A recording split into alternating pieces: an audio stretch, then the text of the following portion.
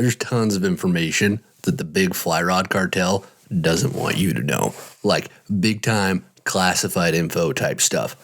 But luckily, I've been on the inside of this biz for years, and I'm willing to fall on the sword for y'all and dish on some information. But if your next fly rod breaks or something weird happens to it, don't say I didn't warn you.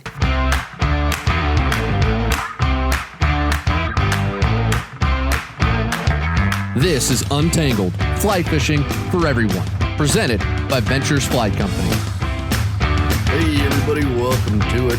This is Untangled, and I am your host, Spencer Durrant. Joining me today in studio, up here in the wilds of Wyoming, none other than Alex from Team VFC. Say hi to the people, Alex. What's up, everybody? Stoked to be here. Yeah, it was a good time. We went out and we actually did catch some fish. I was going to say we just tried to catch some fish, but we caught a few. So. Spencer's being humble. I almost got skunked. It was bad. We had to go to the pond that just got stocked yesterday, but... You didn't have to tell him that. Well, that was for me. You were the one that... No.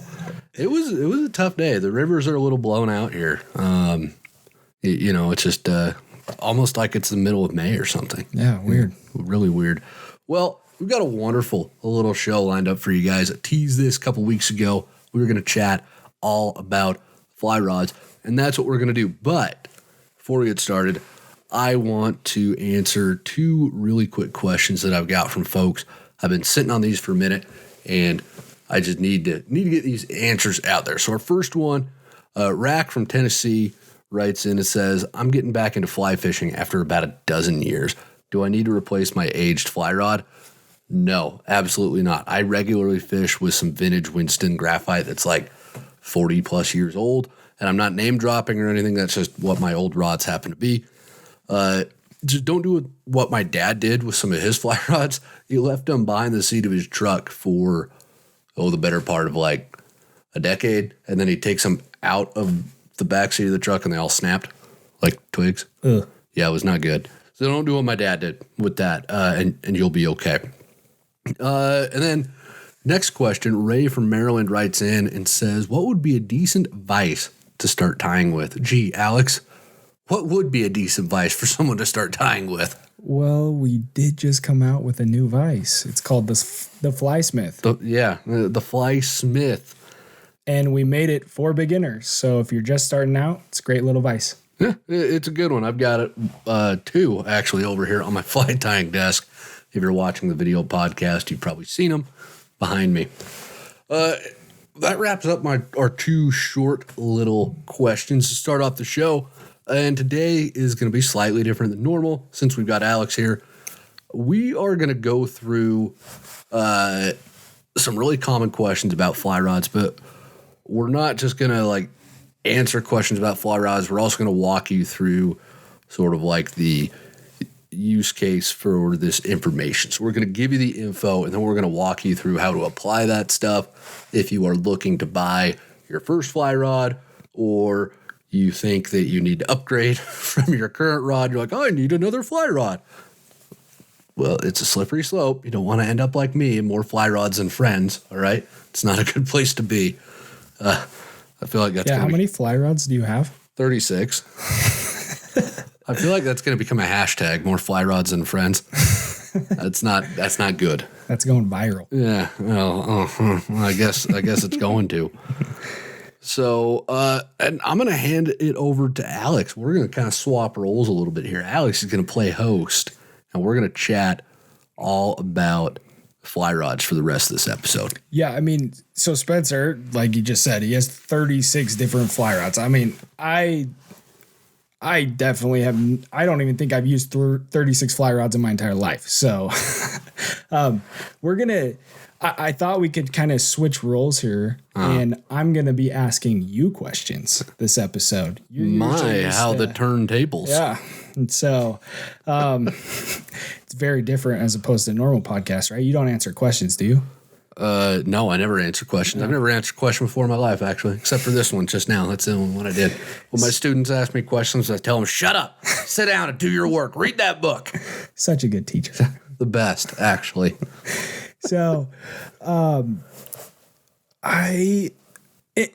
you've also reviewed a lot of fly rods, right? Yes, So I it's have, not just you have fly rods, you've reviewed them. You do a lot of gear reviews. Yeah, I've been reviewing rods for, a long time, better part of a decade. And they're high end, low end, right? Yep, everything in between. I've done really fancy custom rods all the way to bargain bin. I'm glad there are no pictures of me fishing them. Fly rods. You could club a baby seal to death better with them than you could catch a fish. So, And you guys might not know this, but Spencer actually builds rods as well. Bamboo rods, right? yep, yes, I do. Got a few bamboo fly rods.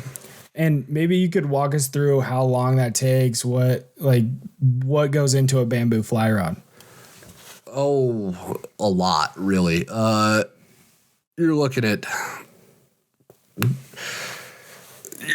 about 80 to 100 hours minimum of time that goes into building one, because you start from the raw piece of bamboo and then it's all done by hand. You break it into sections, and each piece of a bamboo fly rod is 6 pieces of bamboo that have been planed down to an equilateral 60-degree triangle.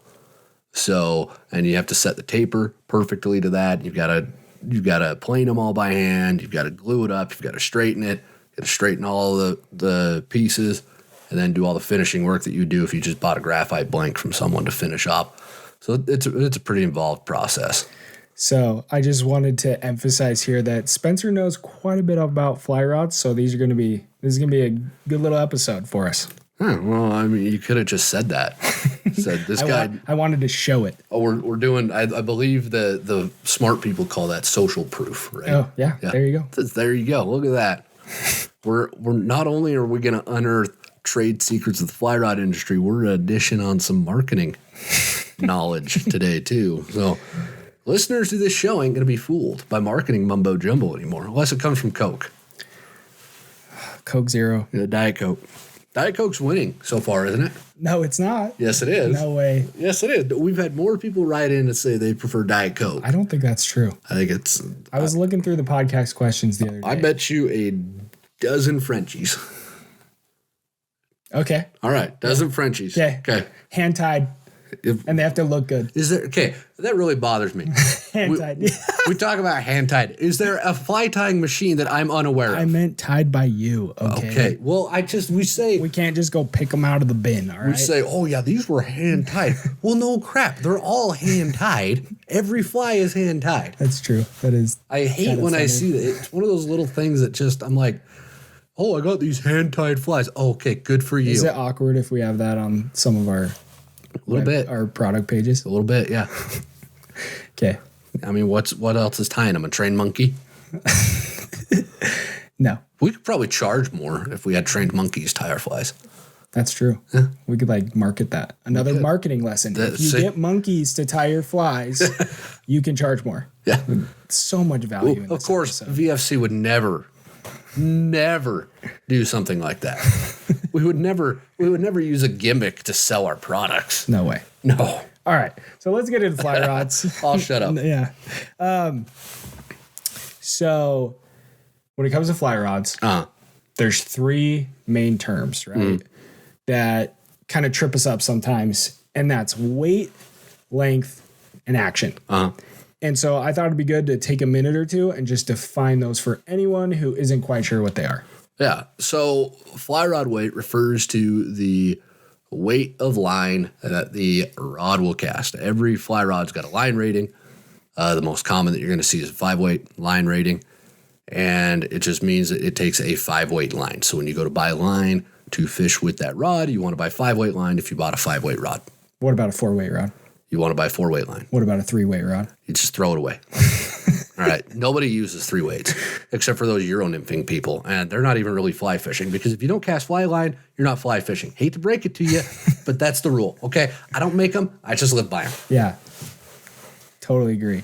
Yeah. Not really. All right. I was joking in case anybody is concerned. I don't have it out for the fly rod or for the Euro Nymphers, just the Tenkara guys.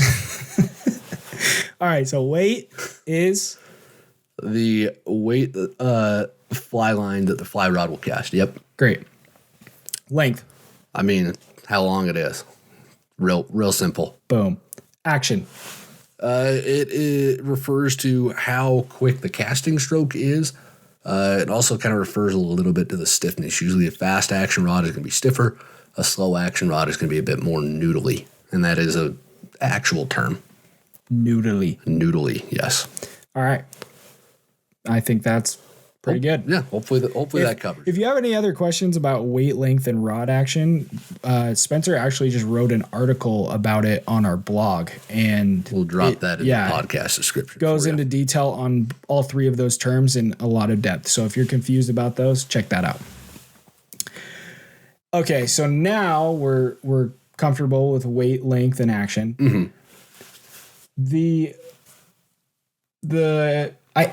The most common rod that I hear, like, let's say I'm getting into fly fishing. What kind of rod should I get? Or just the most common rod out there, right, is a 9 foot, 5 weight, medium fast action rod. Mm-hmm. So, I mean, that's like the rod that probably 95% of beginners, it's recommended to them. Mm.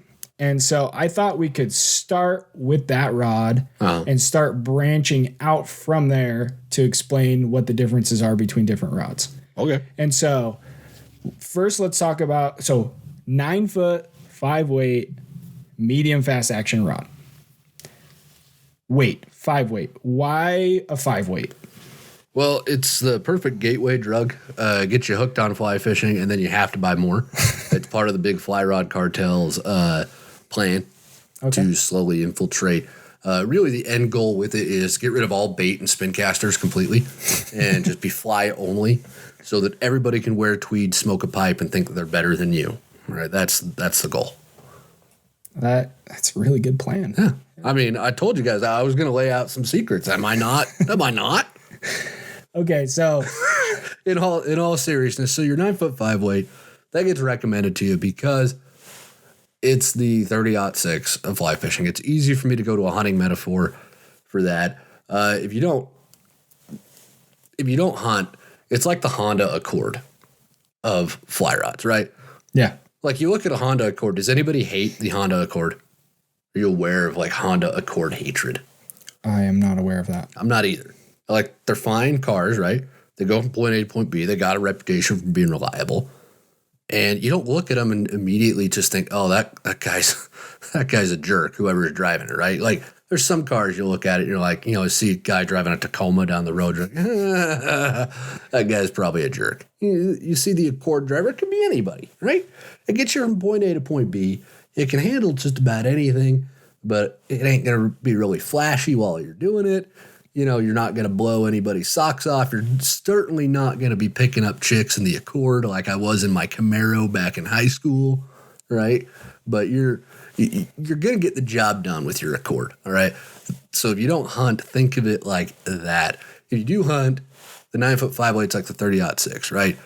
You take your 30-06 hunting elk, deer, antelope. I even know some folks who've hunted moose, they're 30-06. I personally wouldn't, but the 30-06 has killed a ton of big game animals across North America, especially because it's just a versatile round. It just works for a variety of situations.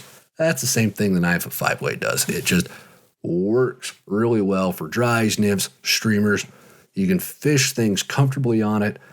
It's not going to be a specialist rod. Like you'll hear some folks like, oh, I just picked up this new streamer rod today. Oh, good for you. You streamer fish 2 times a year. I'm sure that was a great investment.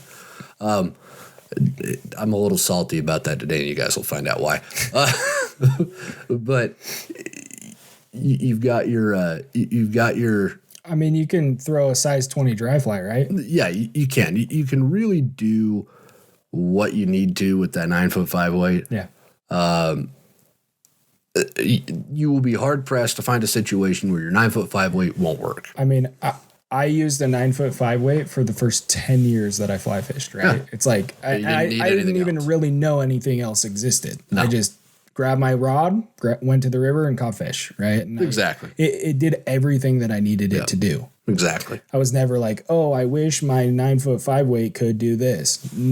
Like it just never came up. Yeah. Yeah. And for the vast majority of fly anglers, especially those who are going after trout, your 9 foot 5 weight is going to be everything you need. So, Cool. yeah. And so 5 weight, what about 9 foot length? Why is that in the standard? It's kind of your best compromise between getting a tight loop.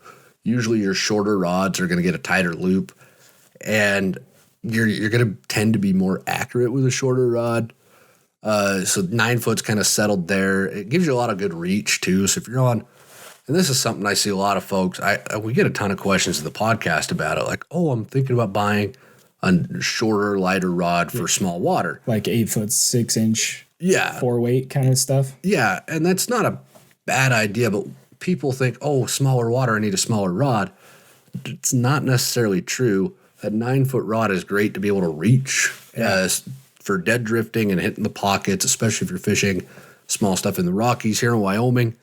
Before all our fish drowned, my 9 foot 5 weight was perfect for a lot of this stuff. And I've got a lot of shorter rods, but I don't really tend to fish them on a lot of the smaller streams because I need the reach of being able to, reach across the current, hit a little pool, hit a little pocket, and just put my flies I think where if you get too close, those fish are going to spook, right? And so you kind of got to stay back a little ways. Yeah, you can't be on top of the fish the whole time. So it really is just kind of your happy medium. And you get out, like I've got an 11 foot 3 weight Euro rod, and that's just ridiculous. I'm just going to go out and say, it's a great rod, but 11 foot, man, it's like I'm on a horseback in the medieval ages trying to like those jousting tournaments. Yeah, I've got a big old lance. I'm like, oh, I'm going to poke your eye out if you're not careful. It's way too much rod. I'm like, I'm not spay fishing here. I'm going after 8-inch brookies, So it's a little much when you go beyond 9 feet for most fish. Can you cast further with a longer rod? It depends. Are you a good caster? Ooh, I don't know. Am I a good caster? Well, I mean, I think you're pretty good. Yeah. Wow. I'm glad I didn't just get roasted live here on the podcast. Well, I mean, like, I'm a little tired, so I got to save my roasting for when it's actually going to count. But yeah, I got plenty of roasting this earlier today. So Berkeley got most of that though, because Berkeley has a hard time with doors. All right, if you see him, just ask him about doors. All right, he'll fill you in on what was going on. No, if you don't have a good grasp of casting mechanics, doesn't matter how long of a rod you have, you're not going to be able to cast further. If you know how to cast, a longer rod will aid you in casting further with less work. Okay. So that's how I would. But you said shorter rod is more accurate than a longer rod. Yes. Okay. Because you got less of that dinky tip section. And the problem, so if you're listening to the podcast, I want you to imagine I'm holding my hand straight out in front of me. And if I wave it side to side and up and down, that's what your rod tip's doing during the cast. And the more it does that, the more it introduces the potential for inaccuracies in your fly cast. So when the rod tip moves and just straight up and down with the cast and doesn't move to side, we call that a very torsionally stable fly rod. If you hear the term torsional stability, it's referring to how much it moves side to side during the casting process. And longer rods, they're going to move side to side. There's just no getting around that. But the shorter the rod, you can kind of mitigate that side to side movement. Not always. There's some short rods that are noodles and just completely inaccurate. It depends on how the rod was made too. But usually the shorter the rod, you're going to have a better time creating a tighter loop and making more accurate casts. Okay. Does length help with like casting in the wind at all? That's a really good question. Between casting and the wind, I think, again, that one's going to come back to you as a caster more than anything else. I would say the weight of your rod's going to matter a lot more. Like, it was a little windy today here in Wyoming. I know. Imagine that. It's like saying there was a tornado in Kansas, right? You just would never think about that. And I'm not being glib about tornadoes, okay? They're awful, but that was a bad joke. But the point is, like, we wouldn't want to have been fishing 2-8 today. It was just way too windy for that. We could have made it work, but it was just a lot of work. Yeah, so Berkeley had the 5-weight, we had the 6-weights, right? And Yeah. I feel like we were able to cast in the wind a lot more. Yeah, A we lot just better. had a little bit more mass, a little bit more weight to carry our casts. So it works out that way. Cool. All right. And then action. So 9-foot, 5-weight, medium fast action rod. Why medium fast? Excuse me. That's just a really pleasant action for a lot of beginners to learn to feel the rod load, because that's something that a lot of beginning anglers have a hard time with, is learning to feel what the rod feels like as it's loading and unloading during the cast. Waiting for it. Yep, waiting for the load to come off on the back and moving your rod forward. Faster action rods, it can sometimes, depending on how the rod was built, be tougher to feel that load. Yeah. And that makes it tougher for newer fly anglers to grasp the mechanics of fly casting sometimes. So having a little bit of feel built into it without making the rod a complete noodle is what you're looking for. So that medium fast action is kind of the best of both worlds. That's where we keep coming back to with the 9-foot 5-weight, is it's the best of all the different options you've got as a fly rod. Cool. So now that we've covered the 9-foot 5-weight medium fast action rod, let's go through different weights. Okay. And so why would you want anything other than a 5-weight? Well, you don't. Nobody needs anything other than a 5-weight. Ever. End of story. Okay. You can catch tarpon on a 5-weight. Let's end the podcast right Let's do it. You can catch tarpon on a 5-weight. Now, the tarpon might catch you. All right. Of course, I'm kidding. No. The line weight, and this is the important thing, the line weight directly refers to the size of fly that you can cast. Okay. So a heavier line is going to cast bigger flies, and it's going to cast them a lot easier than a lighter line. So my 8-foot line is going to cast, my 8-weight line is going to cast very big streamers, and it's going to do a very good job of that. 8-weights are used often for bonefish, redfish. Oh my goodness, I just bumped the microphone there. Sorry, folks. Bonefish, redfish, some tarpon fishing is done with an 8-weight. It's a very good all-around saltwater rod. And if you've ever seen saltwater flies, they're huge, right? Yeah. They're like me, because I'm ripped, right? I'm practically bursting out of my shirt at the moment because I had too many wings for lunch today. This is what it comes down to. Okay, so different fly sizes is why you might not want to have a 5-weight. Yeah. So if you're using really, really big flies, you have to have that energy to be able to turn them over. So you need a higher weight. Exactly. A heavier weight. Heavier weight. Yep, a heavier weight. Okay. And then your lighter weights are going to do better with your smaller flies. So if you plan on fishing a size 16 parachute Adams all day, nothing else, and that's all you're going to do, your 3-weight might be really good for that. Now, your 5-weight's going to fish that wonderfully, and you're not going to have any complaints with how the 5-weight performs there, but the 3-weight can do it a little bit better in some cases. It's just the lighter lines, you're going to get a softer landing on the water, a little bit more of a delicate presentation if you go that way. So you're going to go up and down based on not the size of fish. That doesn't have anything to do with it. You're going to go up and down based on the size of fly that you're using. A lot of folks get that notion that the only way that they can catch a really big fish is with their 6 or 7-weight. That's not true. 6 and 7-weights greatly aid you in catching larger fish because the stiffer rod gives you a little bit more power to turn big fish and to move big fish, but you don't have to have those bigger rods to catch, especially trout. I've caught plenty of decent sized trout on my 5-weight. I was actually really concerned about that when I got a 2-weight Euro rod. And we don't Euro Nymph.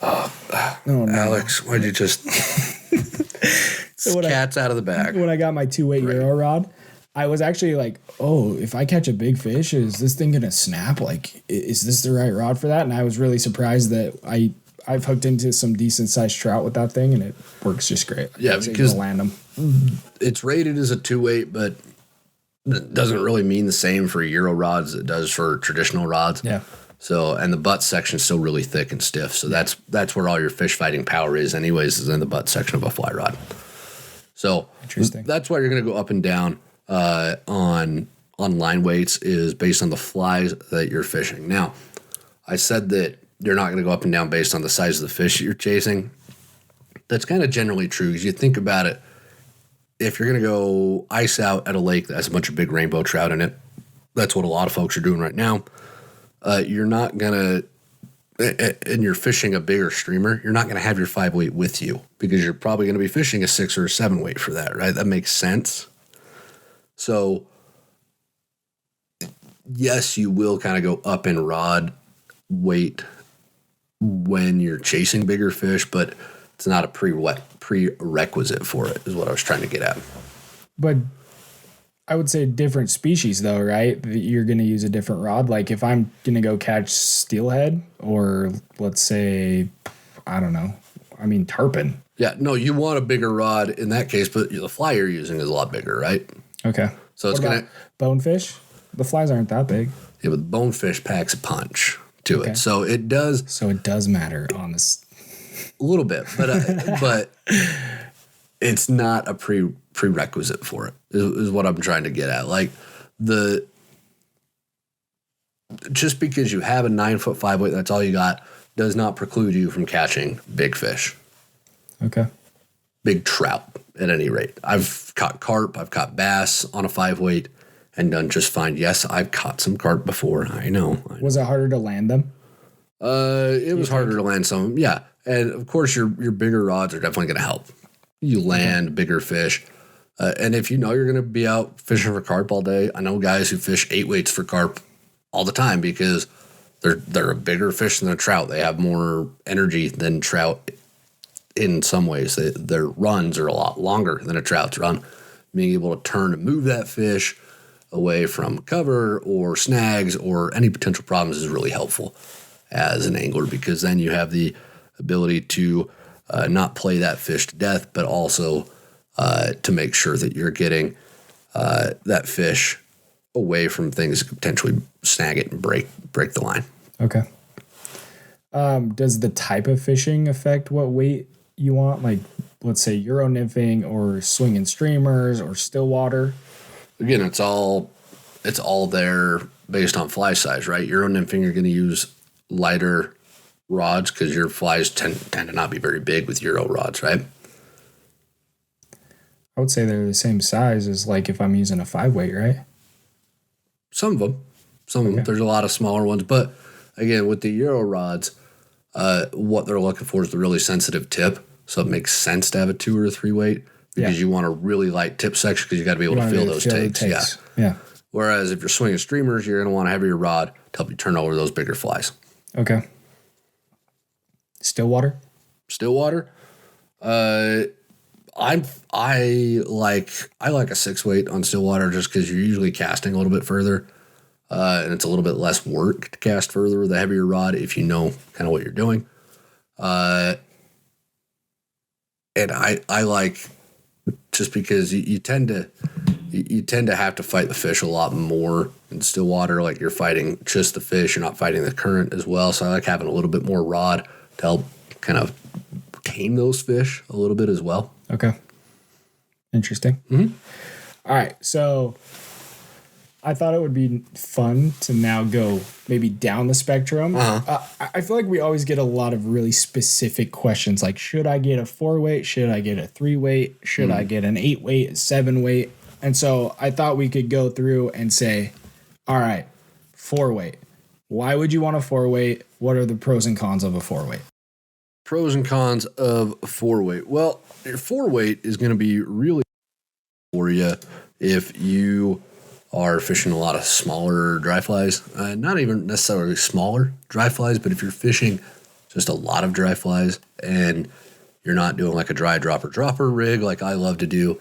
If you're doing like a dry in an emerger or a 2 dry rig, you're going to see that 4 weight really shine because it's a little bit lighter line than a 5 weight, right? It's a whole line size down. So it's going to land on the water with a little bit less disturbance because it's a lighter line. Okay. Able to not spook the fish is easy. Yeah, you're going to get a more delicate presentation out of that 4-weight. Perfect. And then usually your good 4-weights that are built for this sort of thing are going to be like 8 to 8.5 foot long. So they're shorter. More accurate. Yes, you're gonna get some more accuracy out of it as well. So it's kind of a 2-pronged approach to what you're gonna get out of a 4-weight, between the accuracy and then just the slightly more delicate presentation than you would get with a 5-weight. There will be times when I reach for the 4 if I know I'm gonna be doing dry fly fishing all day. Yeah. Because it makes sense. Now, that's not to say your 9-foot 5-weight can't do it. I don't want anybody listening to this to come away from this episode and think, I'm going to go buy 10 more rods, right? Because you don't, all right?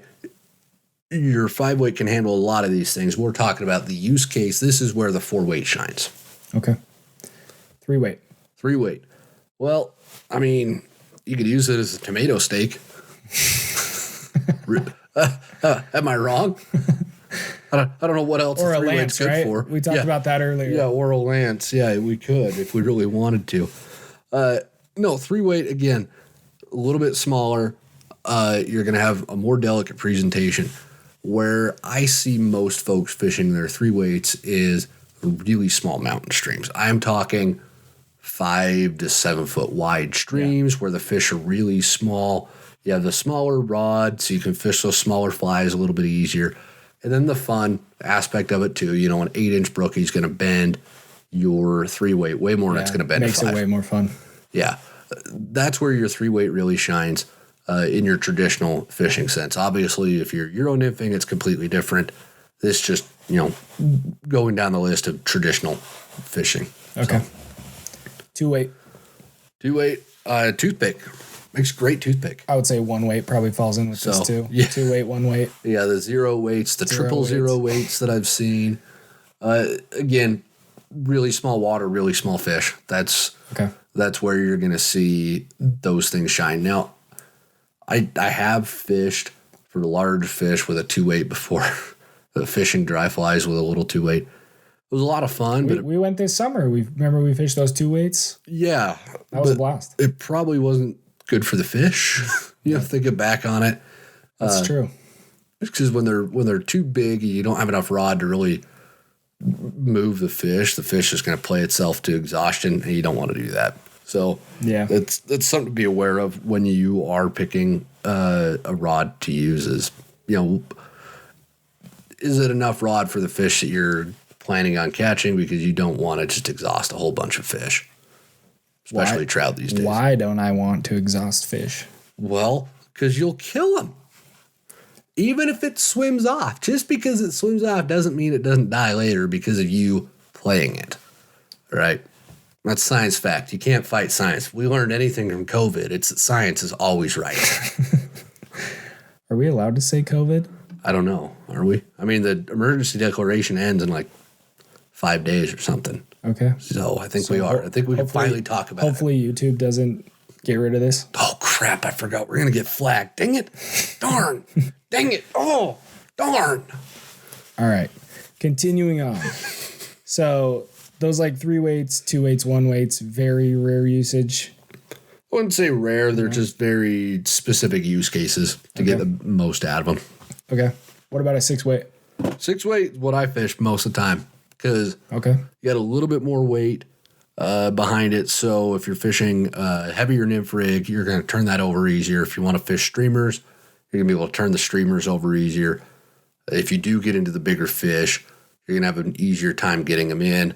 And then in the wind, 6-weight's a lot better than 5. Is this you trying to flex that you catch bigger fish all the time? No, it's me trying to say that I go out thinking I'm going to catch bigger fish all the time. And I end up, what was that brown trout this morning? Like 9 inches?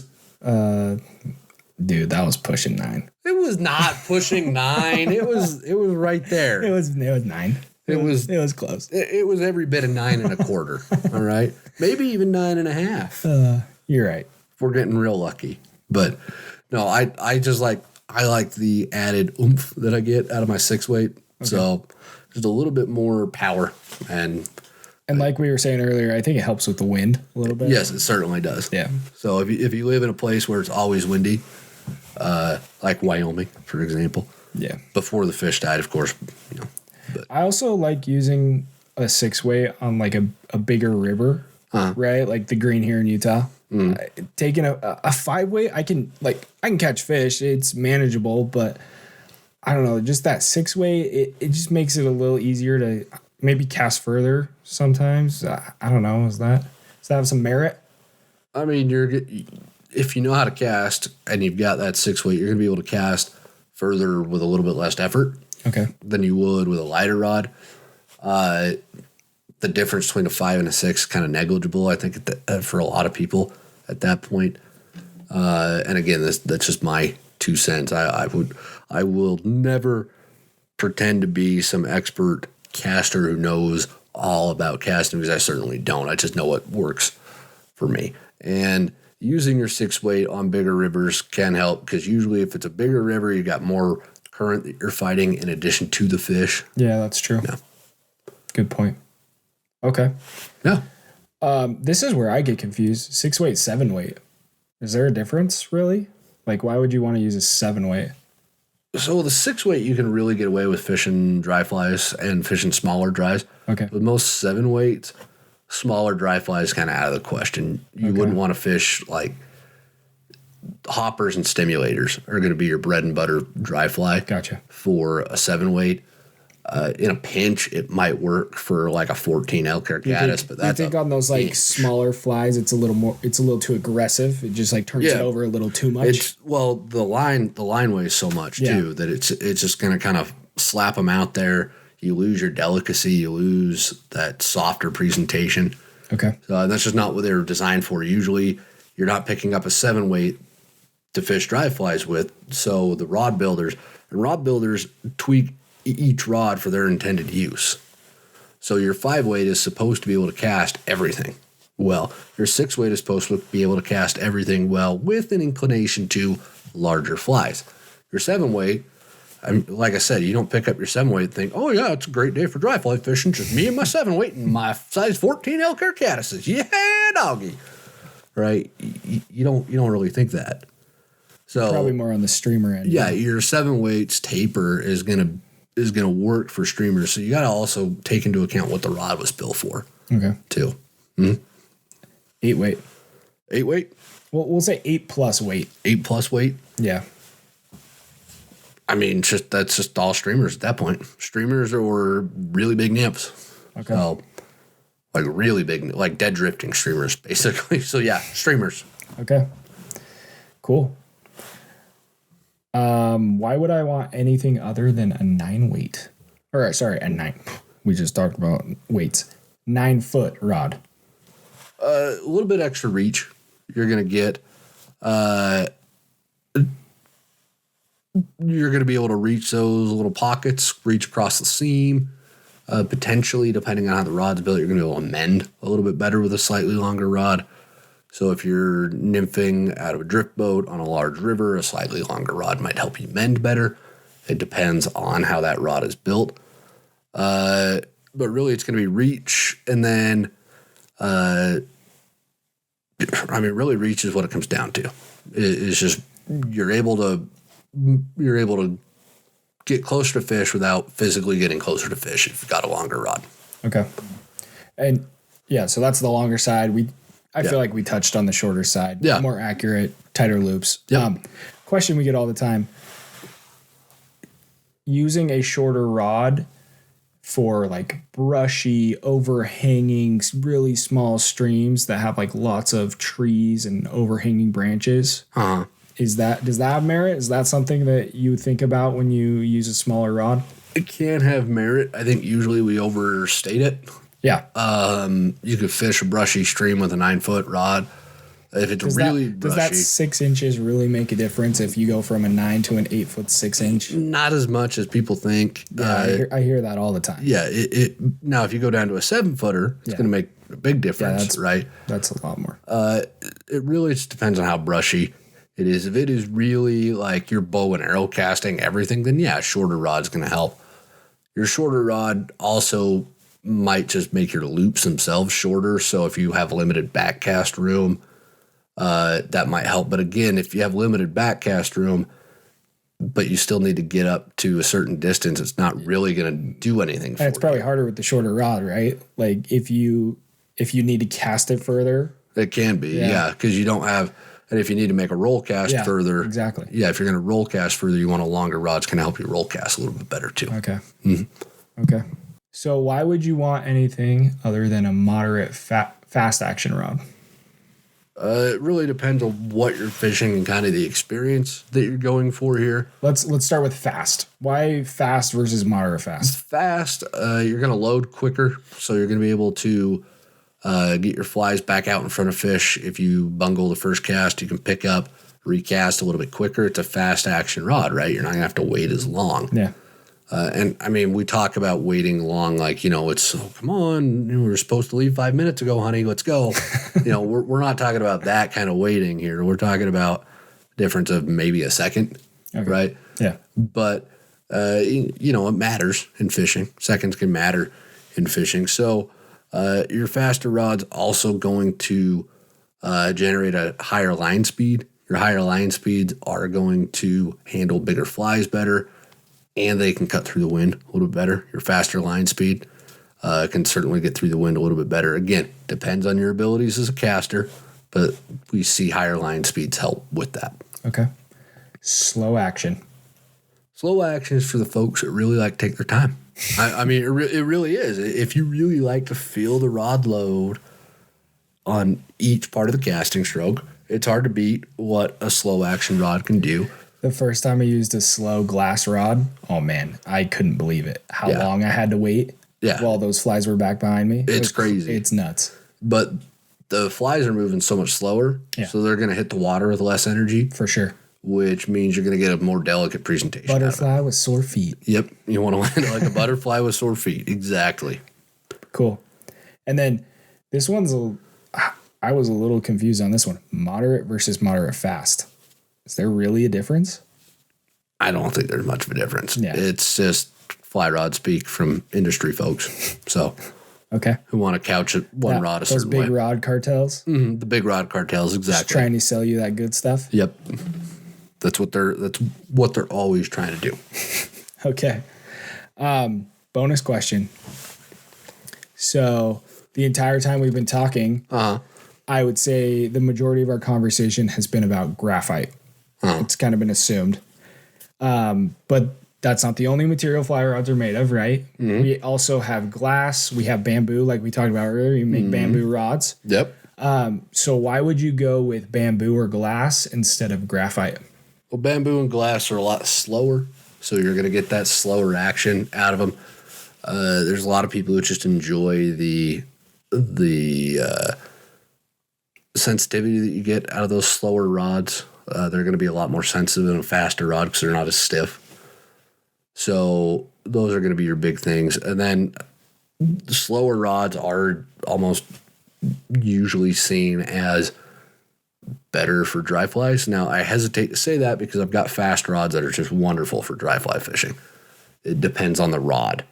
But in general, those slower rods means slower line speed, means the line hitting the water slower, which means less energy, which means a more delicate presentation for you.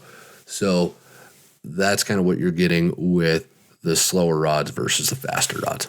Does action affect the size of flies that you can throw? Nope. There are plenty of folks who fish glass rods for tarpon. So interesting. Yep. Okay. You have to wait a little bit longer, but there's plenty of folks who do it. Okay. Mm-hmm. Now I wanted to dive into some case studies, and it was funny because I started thinking, okay, what are some common questions that we get all the time? And I started thinking of these hypothetical situations that maybe we could talk about this or that. And then I started looking through all of the podcast questions that we've gotten over the last little while. And we want to thank everybody because we got lots of questions to work with now. We do. Because of that mega kit giveaway. And so, thank you. Yes. But I started looking through those questions, and for every one of the hypothetical topics I was thinking of, there was a question. Mm-hmm. And so I'm going to go through 4 different case studies, and they're actually questions from you guys. And I thought they were a good representation of a lot of the questions that we get. All right. So let's hear it. Number 1, Mitch from Oregon. I'm a novice, tiptoeing on the line of intermediate as far as time on the river. Big gearhead. Have always liked to research the next purchase ad nauseum. However, budget isn't always aligned. Have 4 different rods, all of different weights, all budget rods. This covers small dries to heavy streamers, like we talked about. At what point do you know you're ready for a better quality built rod? I wouldn't know the vernacular to describe what attributes my rod is missing and what I would be looking for in something new. So he wants to upgrade, right? Yeah. That's the term I hear all the time. I want to upgrade my rods. What do I get? Well, I think you know you're there if you are a competent caster, because you're not going to notice a difference in what these rods do if you can't cast them correctly. And what I mean by competent caster is you're able to put your flies where you want them the vast majority of the time. Like 80% of the time you make a cast, flies go where you want them to. That means that you have control over your line and you're able to make those flies do what you want out of the water. That means you're a competent caster.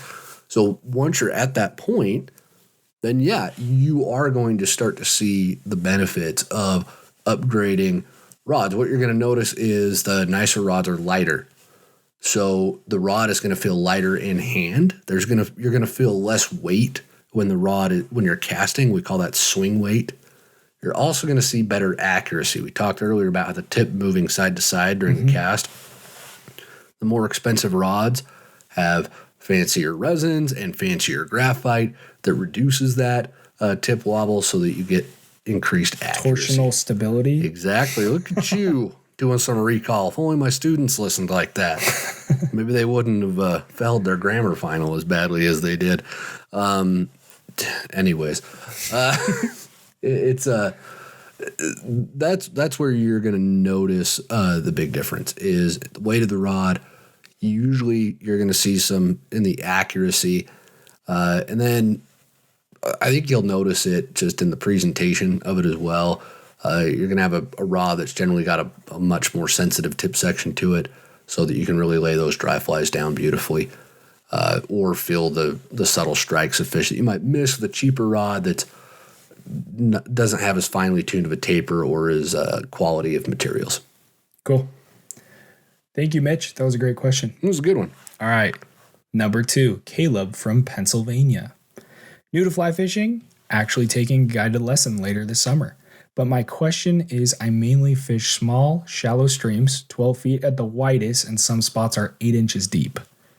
With the occasional venture into the famous Spruce Creek, is a 9-foot 5-weight going to be too much rod, or should I go with a smaller 8-foot 6-inch 4-weight rod? Love the podcast. I've listened to it twice now. Hopefully, this is your 3rd time. Oh, holy Caleb. If it's only your 3rd time, there are 18 other episodes for you to peruse. So that was some quick math. Yeah, and it's late. Are you a math teacher? No. Heavens. Oh, they would fail that. Yeah, good question with this one. What's the size of the fish? That's really where I would come at it with as far as a response. If the fish tend to be smaller, then yeah, you probably should bump down to that smaller rod. If the fish are bigger, I'd say just stick with the 9-foot 5-weight for now. If you find yourself fishing a lot of smaller flies, which on water like that, you probably are fishing smaller flies more often than not, then yeah, you'd probably be fine with an 8-foot 4-weight, to be honest with you. If you're not using nymphs, that 4-weight. Yeah, the 8-foot 4-weight would be perfect. Yeah, in that instance. Mm-hmm. Cool. I think that's where I would go. Cool. Thanks, Caleb. Okay, Javen from Oregon. Love your podcast. I want to start fishing for steelhead. Fly fishing for steelhead. What is the lightest rod I can use and not worry about breaking my tip? That's a good question. I've never been steelheading before, at least not in the Pacific Northwest. I've caught steelhead, Great Lakes steelhead before. It was a lot of fun. Went and did that this year, actually. Had a blast doing it. I I know spay rods tend to run like in that 6-7 weight category, so I would say stick with that if you're going to spay fish. If you're not going to spay fish, I certainly wouldn't want to tangle with a steelhead with anything less than a 7. Yeah. Breaking your tip, that's really an interesting way to phrase that question. You've broken a lot of tips, Jamin. I mean, it kind of comes down to that when I was worried about the 2-weight, right? Where I was like, oh, I'm going to catch, if I catch a big fish, is my rod going to snap? Yeah. I think I've caught close to 20-inch trout on that 2-weight. Yeah. It worked. Like, I got it in just fine. It was bending in half, but like it got in. So yeah, I think we might underestimate that a little bit. I think we do. Yeah. But I wouldn't want to tangle with a steelhead with anything less than a 7. Just you want the beefiness of the rod to help you land that I assume fish. at some point it could maybe snap the rod. Yes. Yeah. Steelhead is a fish that would break a 0-weight rod. might break the rod. Yeah, most definitely. Yes, most definitely. Even bring a 0-weight anywhere near a steelhead river, it's going to snap. Cool.